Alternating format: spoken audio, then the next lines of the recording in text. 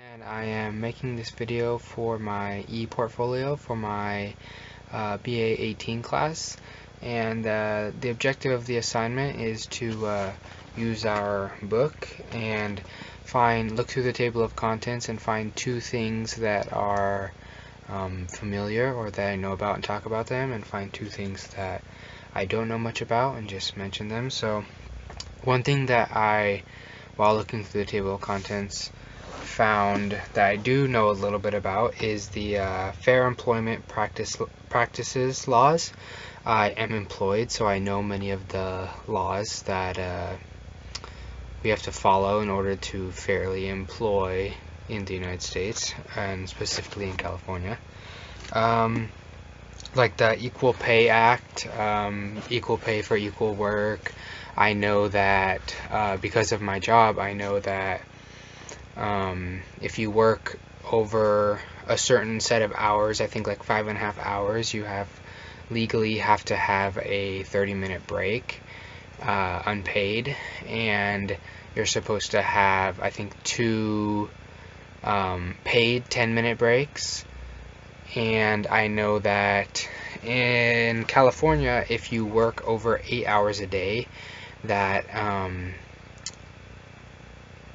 puts you into overtime, and overtime is time and a half. So for example, I get $9 an hour, and then if I work over 8 hours a day or more than 40 hours a week, then I get time and a half, which I believe is $13.50.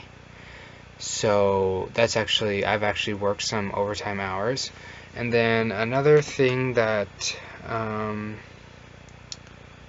employee benefits and protections, I do know a bit about that because of my job. I'm a driver.